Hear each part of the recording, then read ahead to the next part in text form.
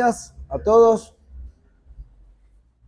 Vamos a darle gracias al Señor porque nos permitió llegar con bien una vez más y hoy podemos estar por su gracia reunidos como pueblo suyo para poder venir a presentarnos, ¿no? Como siempre decimos, delante de Él y esperando que el Señor nos hable, que trate con nuestra vida, con nuestra alma en esta mañana por medio de su palabra y que podamos así cumplir con el mandamiento, ¿no? De congregarnos en su día santo, en este día que es el día del Señor. Así que vamos a orar, hermanos, y poner todo en las manos del Señor. Oremos. Padre, una vez más, venimos a ti, Señor, como pueblo tuyo, como parte, Señor, de tu gran iglesia. Esa iglesia que tú estás transformando y uniendo, Señor, a medida que vas salvando e integrando a cada uno de ellos, Señor, en el cuerpo de Cristo. Y venimos, Señor, de esta manera, humildes delante de ti, Señor, pacientes, buscando tu palabra, Señor, buscando estar en comunión contigo. Y también, Padre, pretendiendo intencionalmente entregar nuestras vidas y nuestras almas a ti, Señor. Consagrar cada una de nuestras áreas o de las áreas de nuestras vidas, Señor, a tu presencia y a la obra de Cristo. Por eso, Padre, queremos agradecerte por esa obra. Queremos agradecerte porque Cristo un día subió a esa cruz, Señor, y cargó cada uno de nuestros pecados. Y aunque esto sea quizás hasta a veces repetitivo para muchos de nosotros, es sin duda el ancla que nos mantiene firmes, Señor, en ti. Porque sabemos que en esa cruz se pagó el precio más alto por cada una de nuestras almas y que cada uno de nosotros hoy tenemos acceso a ti, Padre, por medio de esa obra de Cristo. Por eso, Señor, te damos gracias, porque de alguna manera toda nuestra vida está envuelta en esta realidad, Señor, y en esta confianza plena de que un día estaremos con ese mismo Cristo, viéndole cara a cara. Y ahí, Señor, tú nos darás el cobijo eterno, Señor, de estar en tu santa presencia. Padre, en este día y en esta mañana queremos rogarte por tu pueblo en este lugar, Señor, para que tú por medio de tu palabra trates con cada uno de nuestros corazones en la condición en la que estemos, que puedas ayudarnos, Señor, y guiarnos en esta vida que nos has dado y que esta palabra, Señor, sea suficiente para todas nuestras almas. Te rogamos estas cosas, Padre, edifica tu iglesia, salva en esta mañana, Señor, a quienes están sin Cristo. Te pedimos esto, Señor, en el nombre de Cristo. Amén. Muy bien, hermanos, vamos a... Ustedes saben que, bueno, a las 10 de la mañana empieza la escuela dominical y el domingo pasado, por la gracia del Señor, pudimos terminar un tema que trató sobre los 10 mandamientos. Estuvimos varios domingos transitando los mandamientos del Señor y hoy, bueno, la idea es empezar un tema nuevo que tiene cierta relación con lo que vimos en todo aquel tiempo con respecto a los mandamientos. Es una relación, yo diría, casi directa, en el sentido de que cuando uno ve los mandamientos del Señor y entiende que los mandamientos son para obedecerlos, entre otras cosas, y ser guiado el pueblo a poder vivir en la voluntad de Dios, también esto debe traer a colación un arrepentimiento cuando vemos que quizás estamos transgrediendo alguna de sus leyes. Y no solamente me refiero a la ley moral de Dios, a lo que encierra el decálogo, ahí los 10 mandamientos, sino a todo el consejo de Dios, a todo el precepto de Dios y a toda la normativa que Dios muestra en su palabra, ¿no? Para con su pueblo. Entonces, me gustaría utilizar este tiempo de escuela dominical, hoy y algunos domingos más, para hablar de un tema que en varias oportunidades seguramente lo hemos escuchado en el ámbito de las iglesias y seguramente es uno de los temas más conocidos, ¿no? Por aquellos que, bueno, hemos transitado la vida de iglesia a lo largo del tiempo, pero que en varios casos es un tema que ha quedado en un entendimiento de tipo intelectual o con un valor minimizado o no bien entendido realmente a lo que se refiere, ¿no? A veces cuando se habla de este tema que vamos a tratar, algunos lo llevan solo al punto de reconocer algo y ese algo es precisamente el pecado, ¿no? solamente queda en un reconocimiento de transgredir la palabra de Dios, de estar de espaldas a Dios y no mucho más que eso. Y solamente eso aplica para cambiar algunas costumbres en la vida, algunas amistades, algunos modos de vida, pero no incluye el fundamento preciso y firme de la palabra, ¿no? Es solo un reconocimiento. Bueno, diciendo estas pocas cosas, creo que muchos de ustedes habrán ya interpretado, o por lo menos tienen en mente cuál va a ser el tema, ¿no? Y estoy hablando del arrepentimiento. Ese va a ser el tema que nos proponemos tratar en estos domingos, y quizás sea un tema que muchos hemos escuchado, vuelvo a repetir esto, pero en esta serie la idea es que todos aquí, todos, podamos ver el arrepentimiento como Dios lo ve.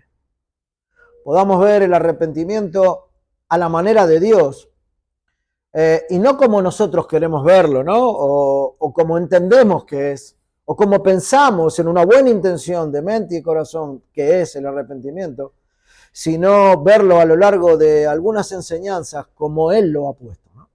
Como Dios lo ha puesto. Y quizás en esta primera oportunidad, en esta primera enseñanza, lo que veamos es algo a modo de introducción de este tema, ¿no? Y luego, a medida que vamos avanzando, o vamos a ir entrando en un campo un poco más específico y en detalle de esta doctrina que es primaria. Es una doctrina fundamental, ¿no? Tanto para alcanzar la salvación que hay en Cristo, como para vivir también la vida cuando uno ya es creyente. Hermanos amados, la Iglesia de Cristo a lo largo de la historia ha transitado y sigue transitando hoy día por innumerables escritos teológicos, por innumerables cantidad de doctrinas, verdades profundas del Evangelio, y todo siempre fue, pensándolo con un buen espíritu, ¿no? En busca de un conocimiento claro de Dios. Eso fue lo que se ha propuesto la Iglesia desde que la Iglesia es Iglesia, ¿no? Ha transitado por verdades, profundas verdades, que nosotros no podemos dejar de lado ni podemos ignorar. Primordialmente porque son la verdad de Dios. Hay distintas doctrinas reales que se extraen del Evangelio, incluyendo también las confesiones de fe y los credos. Y los creyentes en todas las épocas siempre estuvieron llamados a saber estas verdades absolutas de Dios. Verdades absolutas que nos pueden hacer sabios, ¿no? Como dice Pablo ahí a Timoteo en su segunda carta, y que desde la niñez, le dice a Timoteo, has sabido las sagradas escrituras, las cuales te pueden hacer sabio para la salvación por la fe que es en Cristo Jesús. Así que es necesario andar en el conocimiento y en búsqueda de las verdades profundas del Señor. Es necesario sabiduría y es necesario buscarla, ¿no? Para poder alcanzarla. Es un actuar sabio, es parte de la voluntad de Dios si lo hacemos así. Es parte de lo que la Iglesia, ha buscado a lo largo de la historia en cuanto a saber más de Dios y saber más de Cristo. Y también de su palabra. Y esto es sumamente necesario y así debe ser. O sea que todos vamos a coincidir que debemos buscar las doctrinas fundamentales y esenciales de la palabra en nuestra vida de cristianos o de pueblo de Dios. Pero para que esto sea algo buscado genuinamente, sea algo que nace en un corazón que realmente busca a Dios, sea cual fuera la condición del corazón, hay que entender esta doctrina fundamental primero. Sin la cual, o sea, si esto no existe, si no entendemos la doctrina del arrepentimiento, yo me animo a decir que ninguna de las otras verdades excelentes del Evangelio las vamos a comprender. Quizás las vamos a comprender de manera intelectual, las vamos a comprender porque hemos transitado mucho tiempo y hemos sido de alguna manera persuadidos y la vivimos así, pero si no hay un arrepentimiento genuino, real y constante, todas las doctrinas que vienen por delante no van a tener el efecto correspondiente, digamos. Porque siempre la vamos a estar viendo desde un punto de vista en el cual ese corazón no ha cambiado. Entonces es difícil entender espiritualmente otras cosas. Hermanos, la doctrina del arrepentimiento es algo que para los puritanos era de muchísima importancia. Y me refiero a ellos porque tenemos muy buenos ejemplos de muchos hermanos en la historia, puritanos, que decían que la doctrina del arrepentimiento junto a la doctrina de la fe representan la médula misma del Evangelio de Cristo. Arrepentimiento y fe, como el pilar y la columna fundamental para entender a Cristo. Y si decimos que esto es así, ellos aseguraban que era así, bueno, es el pilar para entender las doctrinas que vienen de parte de Cristo también. Ahora, ¿por qué lo entendían así, no? Los puritanos. Bueno, ellos lo creían así y decían algo como esto, ¿no? El arrepentimiento es la consecuencia de la regeneración y la condición necesaria para la salvación y el crecimiento en gracia. O sea, la doctrina del arrepentimiento, la enseñanza del arrepentimiento, el saber sobre el arrepentimiento, toca estas tres cosas. Está directamente relacionada con la regeneración, con esa condición necesaria para que una persona llegue a ser salvo, y también para el crecimiento del creyente. O sea, para el proceso de santificación. Y esto entonces es una enorme verdad que nosotros tenemos que tener en cuenta, que nosotros necesitamos entender, que nos lleva a afirmar que el arrepentimiento toca estas tres áreas fundamentales, o estos tres puntos o tiempos fundamentales, ¿no? Y vamos a tratar de desarrollar esos tres puntos muy rápidamente. Cuando el Señor empieza, por medio de su palabra, a hablarnos de manera personal, tanto sea en la iglesia o quizás leyendo la Biblia en casa, nos empieza a hablar, nos va cambiando la visión de nuestro pecado y va regenerando ese corazón duro y apático frente a su palabra y lo va transformando en un corazón dócil que ahora de a poco quiere y puede venir a Él. Y también se va alineando a su verdad. Eso es lo que va haciendo la obra del trabajo de Dios, ¿no? En uno. Cuando esto va pasando, cuando esto pasa, la consecuencia seguida es el arrepentimiento.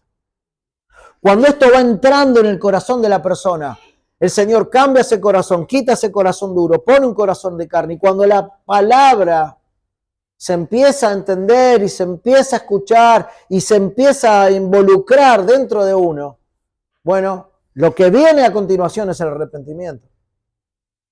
Porque hubo una conciencia de pecado y una conciencia de haber estado mucho tiempo de espaldas a Dios. Es en cuanto a, ¿cómo decir? La conducta frente al pecado, ¿no? Lo que uno puede ir viendo. Pero también el arrepentimiento aparece para la consumación de la salvación de ese hombre como el elemento fundamental, primario y necesario. Porque no hay salvación sin arrepentimiento. No hay salvación sin arrepentimiento, hermanos. Amigos y familia, no hay salvación si no hay arrepentimiento. Y si alguien considera otra forma de alcanzar la salvación sin arrepentimiento, bueno, está equivocado en lo que afirma. Tiene que revisar la palabra y poder, con la gracia de Dios, pedirle al Señor que le muestre que eso que piensa no es verdad.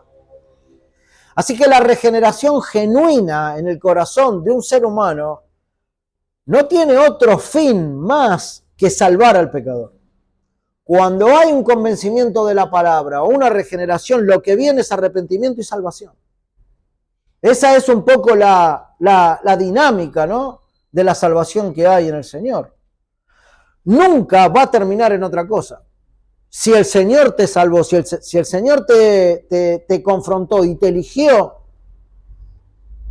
pero acá yo siempre hago la misma salvedad, ¿no?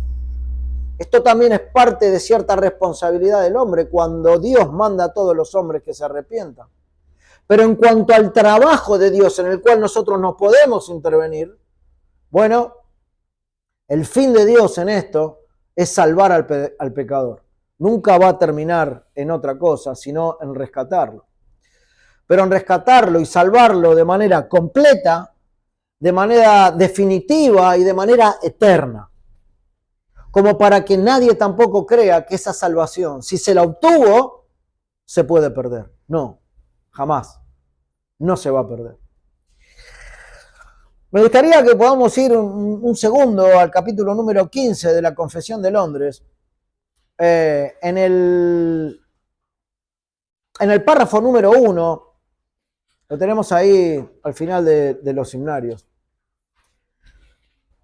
En el párrafo 1 nos habla un poco de esta dinámica, ¿no? Está hablando del arrepentimiento para vida y salvación. Incluye ahí este tema en el cual nosotros estamos hablando. Y en el párrafo 1 dice lo siguiente: aquellos de los escogidos que se convierten cuando ya son adultos, en el caso de que sea así, habiendo vivido por algún tiempo en el estado natural, o sea, en el estado de una persona que no cree, en el estado de una persona inconversa, y habiendo servido en el mismo, o sea, en ese estado, a diversas concupiscencias y placeres, Dios, al llamarlos eficazmente, ¿qué les da? Arrepentimiento para vida. O sea, Dios es el proveedor de esto para finalmente salvar a esa persona, ¿no? ¿Por medio de qué? Bueno, por medio del arrepentimiento y de la fe. De esos mismos factores, de esas mismas cosas que Dios involucra en ese proceso en el cual la persona empieza a escuchar el Evangelio, es convencida por el Evangelio, ya Dios ahí está trabajando, hay una regeneración, aplica el arrepentimiento y la persona es salva. Entonces eso como para empezar. Podríamos decir entonces y asegurar que el Evangelio desprovisto de arrepentimiento no es Evangelio. Si hay algo que no involucra el arrepentimiento, no es el Evangelio de Cristo. Pueden contarlo como deseen, pueden explicarlo como quieran, pero no es el Evangelio bíblico si está desprovisto del arrepentimiento. Ahora, sin embargo, aunque el arrepentimiento es un elemento absolutamente vital para la proclamación del Evangelio, la conversión de los pecadores y el crecimiento en la vida cristiana, frecuentemente este tema es dejado de lado en muchos lugares donde dicen ser iglesia. O es diluido, o es disimulado, ¿no? Como diciendo o queriendo explicar de alguna manera, no es necesario tanto el arrepentimiento para la salvación. Bueno, es un error grave de parte de aquellos que formulan esas expresiones, porque si no hay arrepentimiento, no hay salvación. Y por esa razón también hay muchos que han dejado de congregarse, ¿no? Ahora, este punto del arrepentimiento aparece también en el proceso que por gracia Dios lleva adelante en el crecimiento de un cristiano, de un hijo de Dios. Y ese proceso que conocemos como santificación, ¿no? Siempre a partir de que la palabra inicia su trabajo en el hombre hasta el final del tiempo, habrá arrepentimiento. Desde el momento en que nos arrepentimos para salvación hasta el final de nuestros días, debe haber arrepentimiento, ¿no? Será como algo constante en el hombre de Dios.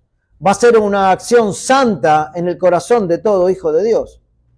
Si vamos ahí al párrafo 4 del mismo capítulo, dice, puesto que el arrepentimiento ha de continuar a lo largo de toda la vida, quiero aclarar esto, no es un arrepentimiento para salvación, porque la salvación ya ha llegado en un momento determinado por Dios, pero es un arrepentimiento que debe continuar en el corazón permanente a causa de nuestros pecados. Entonces dice, puesto que el arrepentimiento, estamos leyendo el párrafo 4, ha de continuar a lo largo de toda nuestra vida, debido al cuerpo de muerte y sus inclinaciones, y ahí está el por qué debe haber arrepentimiento, porque somos inclinados al pecado todavía en este cuerpo corrupto. Es por lo tanto el deber de cada hombre, y ahí entra la responsabilidad y entra el proceso sinérgico de la gracia de Dios y la responsabilidad del hombre, de arrepentirse específicamente de los pecados concretos que conozca. De los pecados concretos que ve en su vida, aunque es un creyente. ¿Sí? Entonces, el otro día hablábamos con una hermana de esto, ¿no? Que muchas veces hacemos generalidad de pecados y nos vamos a la noche a dormir y Señor, perdóname por los pecados. Es preciso, hermanos, que podamos identificar cada uno de ellos, los que conozcamos y los que hayamos visto, y poder pedir perdón todo el tiempo al Señor por esas cosas. Ahora, cuando no pasa esto en la vida de aquellos que dicen ser creyentes, muchos alrededor empiezan a ver que la iglesia no es lo que creen que tiene que ser. Que lo que veo en la iglesia no es la vidriera que debo ver de acuerdo a la palabra. La conversión de aquellos pecadores y el crecimiento que debieran tener no lo tienen, no lo veo, y por eso se ven desastres y por eso se ven problemas graves de pecado dentro de las iglesias de Cristo. Se puede llegar a ver que sus vidas no tienen arrepentimiento. Es algo que está faltando en sus vidas, ¿no? Otros han desfigurado tanto a la iglesia misma y al evangelio, haciendo con sus vidas esas vidrieras de lo que no hay que hacer, que todo esto termina haciendo pensar a muchos que en algunos la conversión solamente fue una fantasía. ¿Y por qué termina pasando esto? Bueno, porque nunca hubo un arrepentimiento genuino y de corazón. Y este es un gran mal, ¿no? Que se ha visto y se va a ver en la iglesia, dentro de la iglesia. Por no entender la doctrina del arrepentimiento de manera clara y de manera consciente. Quizás hay muchas veces que se entiende, pero como el hombre le llega y de acuerdo a cómo fueron explicadas esas enseñanzas. Pero no es la manera del evangelio.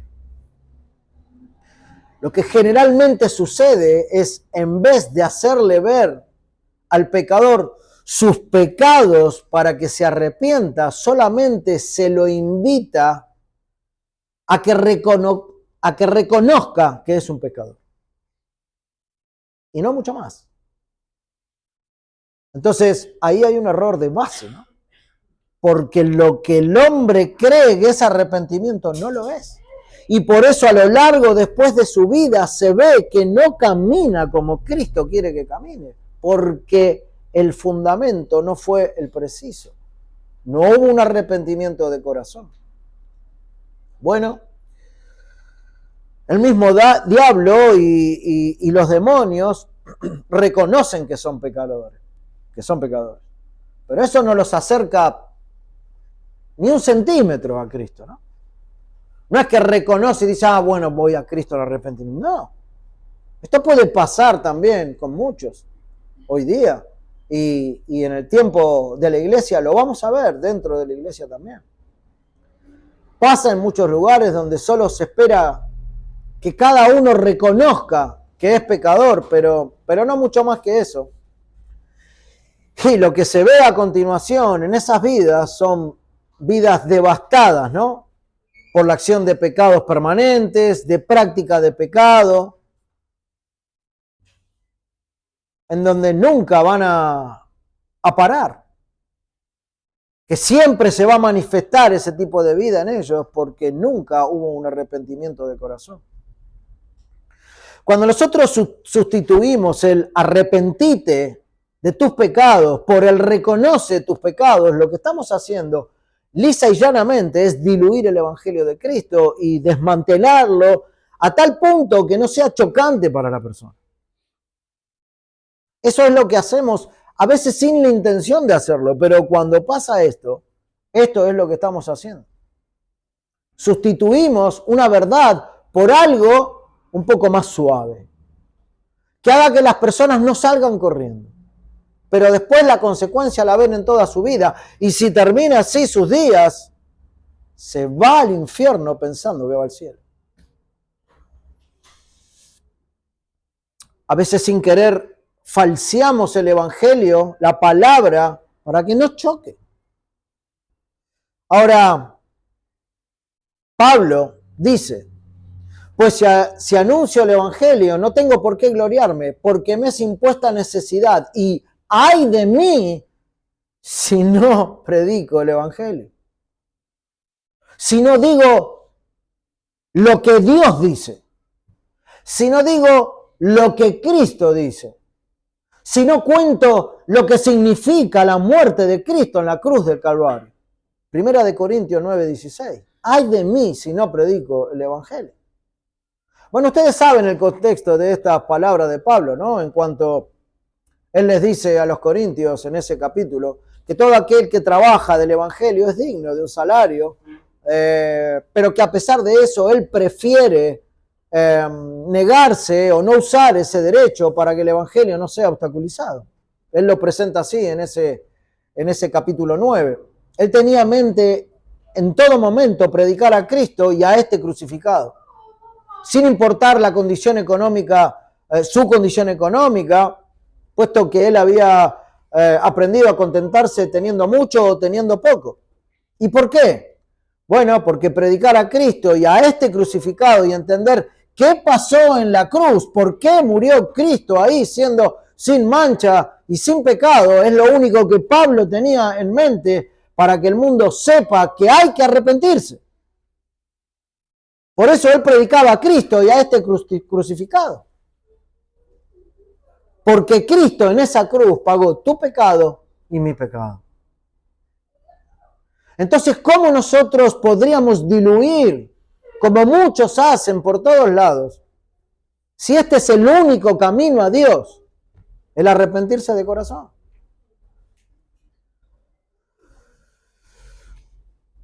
No obstante esto, hermanos, el arrepentimiento no es algo que sea usado solo para salvación, como decíamos recién, sino que representa la totalidad de la vida cristiana. La vida cristiana es una vida de arrepentimiento diario, o debiera serlo, porque no podemos decir que ahora que soy de Cristo no tengo más pecado. Leyendo la primera carta de Juan, dice el que dice que no tiene pecado es mentiroso. Y también le hace a Dios mentiroso porque Dios está diciendo ustedes siguen siendo pecadores. Nada más que están cubiertos por la sangre de Cristo, pero siguen pecando. Menor porcentaje, en menor medida, cuidándonos de no hacerlo, tratando de no transgredir la ley del Señor, pero pecamos. Entonces, la vida cristiana es una vida de arrepentimiento diario, porque permanentemente caemos en esos pecados. Y muchos de esos pecados ni siquiera los buscamos cometer. Pero ahí están, ¿no? Están a punto de florecer en todo momento. Y ustedes saben que es así, hermano. Lo hemos hablado en varias oportunidades con algunos hermanos. Hay pecados que ni los elaboro ni los pienso. Salen como si fuera un desenfreno ahí momentáneo, ¿no? Una cosa, bueno. Esa es nuestra remanente de pecado. Hermanos, en vez de que florezca el pecado en nuestras vidas, lo que debe florecer siempre, como ese árbol bien plantado junto a las aguas, ¿no? Que se nutre de esa agua para crecer y crecer, y así nosotros también crecer en Cristo, lo que debe florecer es el arrepentimiento, no el pecado. Eso es lo que debe florecer en un hijo de Dios. Ese arrepentimiento que juntamente con la fe, como decían los puritanos, son las dos gracias esenciales para que todo lo demás florezca. Si no hay arrepentimiento y fe, podemos transitar en 50.000 doctrinas que poco vamos a entender y creer. Sin arrepentimiento y fe no puede haber una vida de oración, de adoración y de servicio. Y quizás podamos andar en estas cosas de alguna manera, pero teniendo como apoyo otro motivo que no sea que sí, ahora hago esto, porque un día Dios quiso perdonarme en esa cruz y me dio arrepentimiento. Pero si eso no es real y ese no es el motivo por el cual oro, adoro y sirvo, entonces todo lo demás no sirve. En la oración uno agradece por el favor inmerecido de Dios para con uno. Se nutre de fuerzas que Dios da en medio de esa oración, sabiendo que nuestro Padre está escuchando a su pueblo. Con respecto a la adoración, es una consecuencia natural del Hijo de Dios, ¿no? Del deseo de vivir como Él quiere. Y lo adoro con mi vida, siempre, solo o congregacionalmente, porque me ayudó por medio de su palabra a arrepentirme y a ir a buscarlo. Entonces, para mí Dios es todo hoy. Por eso lo puedo adorar, entendiendo de mi arrepentimiento. Si no tuve nada de qué arrepentirme, ¿por qué voy a adorar a un Dios que ni lo conozco? Y que, no sé, fue muy poco para mí el arrepentimiento. Y si le puedo servir es en gratitud eterna, devolviendo algo de lo poco que le puedo dar, si lo relaciono con su servicio en la cruz, muriendo por mí, rescatando mi vida, ¿no? Cuando uno relaciona ese servicio, porque es un servicio eterno, perfecto, santo, el Señor entregó su vida a causa de nuestros pecados. Todo lo que nosotros podamos hacer en esta vida es mucho menor a esa obra. Así que, mi amado hermano, este arrepentimiento es constante. Él tiene que regir la vida del Hijo de Dios. Ese arrepentimiento va a hacer que meditemos en su favor eterno. El arrepentirte siempre te mantendrá en la senda precisa del Evangelio. Él te sostendrá siempre. El hecho de que Cristo se haya acordado de vos, amado, y que te haya dado arrepentimiento, eso es lo que te va a sostener en esta vida. Cuando nosotros podemos empezar a ver el arrepentimiento así, cambia toda la cosmovisión de Cristo y de su obra. Porque ya la cruz empieza a tomar un poco más de altura, empieza a tomar un poco más de volumen, empieza a tomar un poco más de peso en la vida del creyente, porque desde ahí viene mi arrepentimiento.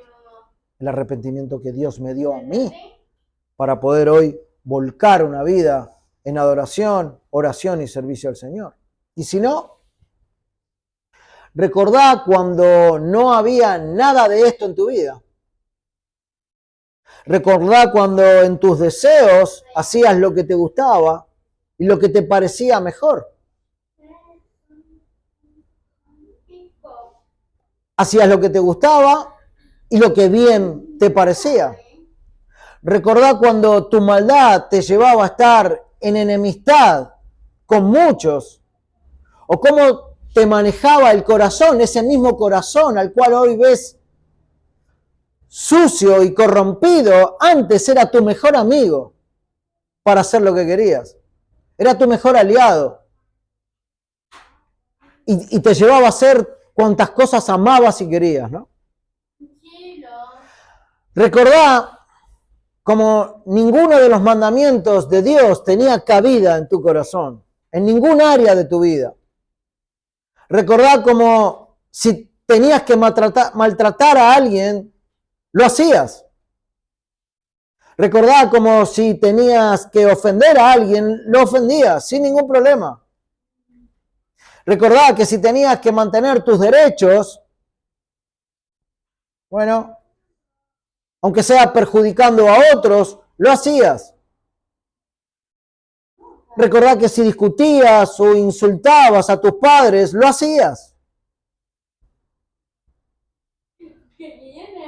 Recordá que si podías matar en un sentido a alguien, aunque sea de pensamiento, lo hubieras hecho o lo hacías. Si tenías que hurtar, lo hacías. Recordá que si tu esposa o tu esposo te maltrataban, bueno, vos respondías con la misma moneda. Recordá que si te tenías que tomar a golpes de puño, no había ningún problema, lo hacías. Recordá que si intoxicabas tu cuerpo con cualquier sustancia, lo hacías sin ningún problema, no había ningún límite. Entonces sabé, mi hermano, que de todo esto te trajo Dios. Recordá que Dios en su gracia te hizo ver todas estas cosas y muchísimas más quizás que cada uno sabe y que por medio de su palabra Él puso arrepentimiento único y necesario para que hoy seas otro totalmente contrario al que eras. ¿Qué fue lo que pasó entonces en ese momento? Arrepentimiento genuino, constante, real y permanente. Eso es lo que pasó. Si hoy vivís contrario a la vida que vivías. Y gracias a Dios que fue así, si es que fue así en tu vida, porque si no hoy no sé dónde estaríamos. Este arrepentimiento debe seguir estando en nosotros. El que una vez te cambió para salvación debe seguir estando en nosotros hasta que seamos sin corrupción. ¿Cuándo vamos a ser sin corrupción? Cuando el Señor venga a buscarnos en su gloria, hermano. Por eso tenemos que meditar en esto. Iglesia, tenemos que meditar en esto. Porque el arrepentimiento es como ese terreno fértil, ¿no? Productivo, en el cual la adoración a Dios se desarrolla. Si hablamos nosotros del momento del culto en el cual nos reunimos como congregación, en el cual venimos a adorar a Dios todos juntos, una persona sin arrepentimiento puede hasta encontrarse cantando himnos un domingo por la mañana y sentir que está adorando, pero sus alabanzas no van a pasar más de este techo, porque no hubo arrepentimiento de corazón. Si no hay arrepentimiento, el cristianismo es un mero formalismo religioso que carece del poder del Espíritu Santo. Y se transforma en una especie de reglas externas, ¿no? Vacías del poder de Dios. Porque nada en mí cambia, puesto que no hay arrepentimiento.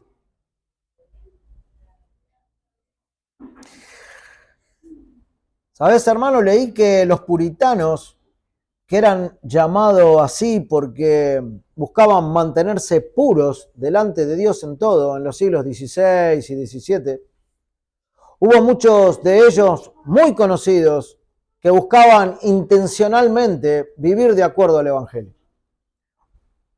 Era su modo de vida, ¿no? Vivir de acuerdo al Evangelio. Procurando vidas que eran consagradas, ¿no? Al Señor. Y buscaban arrepentirse en todo momento. El nombre puritanos viene del hecho de purificar, ¿no? Y lo que ellos querían era purificar, bien digo, todo aquello que estaba de acuerdo, en desacuerdo con la religión católica romana o todos aquellos que vivían de otra manera el Evangelio, ¿no? Lo que no era parte de la Escritura. Había, por ejemplo, en Inglaterra prácticas de todo tipo parecidas al catolicismo que ellos refutaban con el apoyo de la Escritura. En realidad los puritanos formaban parte de un grupo más grande, más importante, que eran los que eran llamados de la Reforma Protestante. Y entre ellos había algunos que nosotros conocemos, hemos leído algún libro quizás, muchos de nosotros, estaba William Tyndale, John Knox, William Perkins, John Cotton, el autor del libro de la llave del reino de Dios. Richard Baxter, Thomas Hooker, Thomas Watson, etc. Muchos puritanos, los cuales nos han dejado muchísimas enseñanzas. Pero en todos ellos, hermano, había una constante que era la doctrina del arrepentimiento. O sea, para ellos no valía más nada después de esto si no había esto en principio. Si no había un arrepentimiento de corazón para salvación y un arrepentimiento constante del Hijo de Dios en su vida hasta que sea sin falta en los cielos. Mientras que a pesar de esto que ellos creían, ellos veían que no era una doctrina popular en sus días. O sea, a casi nadie le interesaba hablar del arrepentimiento, ¿no? Imagínense, estamos hablando del año 1600, 1700, 1500, han pasado 300 y pico, estamos en el 2000 y pico. ¿Cómo ha avanzado todo para mal? ¿A quién le interesa el arrepentimiento? Bueno, ellos lo veían en ese tiempo, Cristo lo veía en el tiempo de él, en el Antiguo Testamento el pueblo de Israel no se arrepentía, pueblos paganos tampoco, o sea que es algo particular a muchas temporadas, a muchos tiempos en la historia, quiero decir. Mientras que los puritanos escribían volúmenes completos sobre el arrepentimiento y sobre la fe y sobre los atributos de Dios y sobre las glorias de Cristo, mucha de la teología de ese tiempo para la vida cristiana se reducía a un manual de autoayuda, ¿no? A cómo ayudar a la persona, a cómo solucionar su matrimonio, a cómo solucionar sus conflictos y a cómo mejorar las finanzas. A eso se reducía el Evangelio. Y si bien estas cosas no dejan de ser importantes, hermanos, si no tienen una base bíblica, bueno, y un arrepentimiento cuando esas cosas pasan a causa del pecado, bueno, entonces no hay aplicación del Evangelio. Pero si vamos más atrás todavía, en tiempos más antiguos en la historia, Crisóstomo pensó que el arrepentimiento era el tema más adecuado para él cuando le fue a predicar al emperador Arcadio. ¿De qué le voy a hablar a este hombre? Del arrepentimiento para que busque a Cristo. Eso era importante para Crisóstomo. Agustín hizo que se escribieran al lado de su lecho los salmos penitenciales. Y él dice que los meditaba con lágrimas. Recordemos, entre paréntesis, que los salmos penitenciales son aquellos 7 salmos que expresan el arrepentimiento, la confesión de pecados, la súplica por el perdón divino. Esos son los penitenciales, ¿no? Estos salmos muestran una condición de humildad del hombre para con Dios, buscando su favor, y una condición de contrición ante Dios, buscando misericordia y perdón. Por ejemplo, el Salmo número 6 dice: Jehová, no me reprendas en tu enojo, ni me castigues con tu ira, ten misericordia de mí. El Salmo 32, Salmo de David: bienaventurado aquel cuya transgresión es perdonada y cuyo pecado es cubierto. ¿Qué vemos en medio de estos salmos, hermanos? Salmo 38, Señor, no me reprendas en tu enojo, ni me castigues en tu furia. Salmo 51, ten misericordia de mí, oh Dios, conforme a tu gran bondad. Salmo 102, Señor, escucha mi oración y llegue a mí tu clamor. ¿Qué vemos ahí, hermano?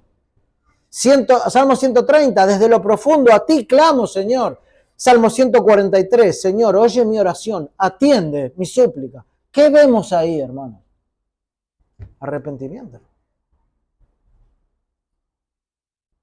Es imposible acceder a la misericordia sin arrepentimiento. El Señor resiste al soberbio, resiste al que está queriendo poner sus pensamientos por sobre Dios, sin arrepentirse. Esto creían estos grandes hombres, Agustín en este caso, hombres de Dios, porque el Evangelio se los mostraba. Pablo mismo, ustedes saben, frente al rey Agripa, ¿de qué le habló? ¿Del reino? ¿De cómo debía llevarse con su esposa? Le habló del arrepentimiento y le habló de Cristo. Entonces nosotros podemos afirmar que el arrepentimiento nunca está fuera de tiempo, sino que es de un uso frecuente, ¿no? Como ese martillo del carpintero o la cuchara del albañil. Si no tienen esas herramientas, no pueden trabajar. No pueden hacer su labor bien. Quizás la puedan hacer de otra manera, con otros instrumentos, con otras cosas y más o menos hacerlo igual, pero no es lo mismo. Y para el arrepentimiento es así. Hermanos, el arrepentimiento es un punto práctico en la vida de la iglesia, más que un montón de doctrinas controversiales, que no quiere decir que no las sepamos y no las sepamos y no las busquemos. Pero es un punto práctico. Pedro lo dijo así de sencillo, hermanos, pero con esta sencillez puso en alto el llamado a los hombres más prácticos. Dijo, así que arrepentidos y convertidos, para que sean borrados vuestros pecados, para que vengan de la presencia del Señor tiempos de refrigerio. Hechos 3:19. Fácil y sencillo. Pedro, ¿de qué me estás hablando? Cosas que no puedo comprender. Pedro fue claro, arrepentidos y convertidos. ¿Qué es arrepentidos en este versículo?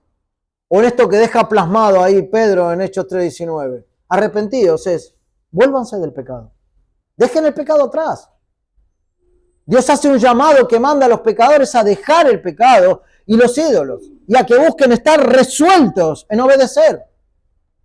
Salgan de ahí. Arrepentidos. ¿Por qué dice serán borrados? Bueno, porque el pecado nos hace culpables, hermanos, ante Dios. Nos hace culpables. Y la culpa debe ser perdonada. Porque si no es perdonada, te va a llegar a un lugar de condenación.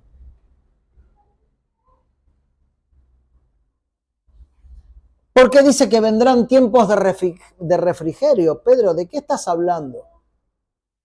¿Vendrá algo fresco para tomar? No, porque habrá tiempos en que la paz y el gozo se van a hacer presentes en el alma de esa persona arrepentida buscando a Dios. Y junto con el poder de Dios y junto con la presencia del Espíritu Santo que aplica la sangre a esa persona, su vida habrá cambiado por completo. Entonces, arrepiéntanse y conviértanse a Cristo. Crisóstomo lo puso así, más atrás en la historia, y dijo, bueno, más adelante que Cristo, ¿no? Y dijo, golpea tu alma, golpeala, y escapará muerte de ese golpe. Claro, porque hay que golpearla con el arrepentimiento. Llevarla cautiva a Cristo, a la fuerza, arrepintiéndose de los pecados. Y vas a ver cómo va saliendo muerte de ahí. Porque el camino en el pecado es un camino de muerte. Y si lo golpeás, si lo buscás sacarlo intencionalmente, vas a ver cómo va saliendo esa muerte.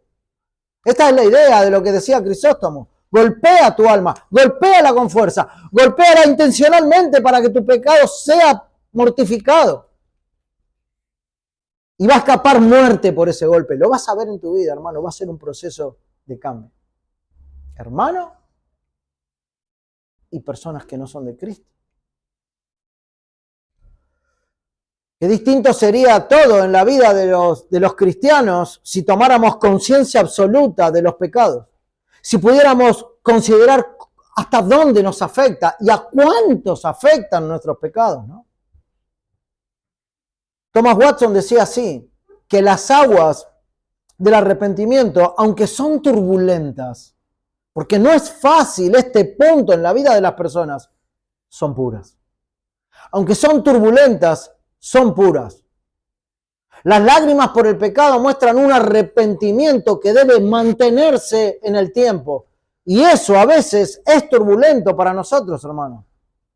Pero es un trato puro de parte de Dios para conformarnos más a la imagen de Cristo y limpia nuestras almas de nuestras faltas. Entonces, es difícil, a nadie le gusta ser limado por todos los costados, siendo pulido, porque eso duele y no me quiero desarraigar de muchas cosas, pero sin arrepentimiento no lo vamos a lograr. No vamos a ser como Cristo, ninguno de nosotros. Y a los que no son de Cristo no llegarán nunca a la salvación. porque no buscan arrepentirse de corazón. Hay cristianos que tienen como un resentimiento por otras cosas, pero no por el pecado. Les caen mal tantas cosas, pero el pecado no le hace nada. Y eso es por no tomar conciencia plena del mal que hay en ellos. El Señor encerró todo bajo pecado. Y si nosotros somos transparentes con Dios, no podemos decir que no lo tenemos. Lo tenemos, hermano. Hermanos, las cosas que son excelentes merecen trabajo. Merecen trabajo. Si nos dijeran que hay no sé, en algún lugar remoto, en un campo, en un terreno, en donde sea, un tesoro a 30, 40 metros de profundidad, ¿no iríamos con varias palas y cavaríamos hasta encontrarlo? Sí, claro que lo haríamos. Porque nos interesa. Porque queremos encontrarlo, porque queremos enriquecernos, porque queremos, bendecirnos con eso, vamos a decir.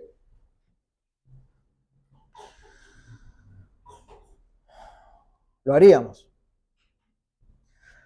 Pero eso va a llevar un esfuerzo, porque no va a ser fácil cavar 20 o 30 metros con una pala. Va a significar un esfuerzo. Y las cosas buenas son difíciles. Pero es mejor caminar hacia la patria celestial con dificultad que cómodo al infierno. Es mejor. Es mejor que te cueste, que te esfuerces y que busques el rostro de Cristo en arrepentimiento y fe, antes que de manera muy cómoda, porque no quisiste ponerte a cuenta con Dios, te vayas al infierno por toda la eternidad. Así que, hermano, amigo, familia, que seguís sin Cristo, una y otra vez se te expone a la palabra para que vengas en arrepentimiento. Yo sé que quizás esto suena a veces lamentablemente, y un día si Dios lo hace, va a cambiar ese pensamiento, hasta a veces pesado. Para muchos, escuchar siempre a los ministros del Evangelio, o a tus padres, o a hermanos de la iglesia, que te llaman a venir a Cristo en arrepentimiento y fe, pero es lo único que se puede hacer para que el hombre entienda de Cristo y el arrepentimiento necesario para la salvación. Mientras que estés de este lado de la muerte, de este lado de la tumba, tenés tiempo. Hacé las paces con Dios. Porque hoy mismo el Señor puede venir a pedir tu alma.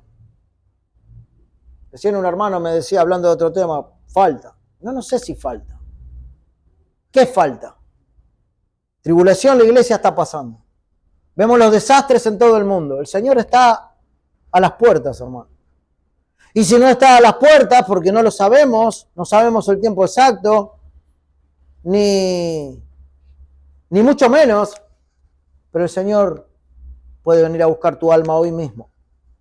Y si no estás a cuentas con Dios, ¿qué va a pasar? Mañana puede ser el día de tu muerte. Entonces que hoy sea el día de tu arrepentimiento. Dios permita, querido amigo, querido hermano, que la flecha, así como aquel que usa el arco y flecha y tira con un propósito a un destino, que esa flecha del arrepentimiento le pueda pegar hoy en el medio de uno de esos pecados que tenemos para asesinarlo, para quitarlo del medio.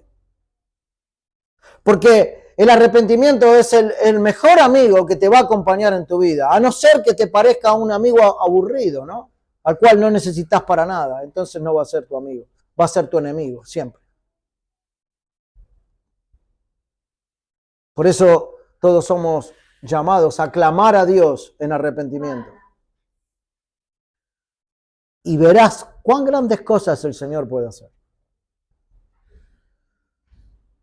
Si Dios permite, la semana próxima, esto fue a modo de introducción, pero vamos a entrar en detalle de cómo se efectúa el arrepentimiento, si el Señor nos ayuda, y también lo que es un falso arrepentimiento.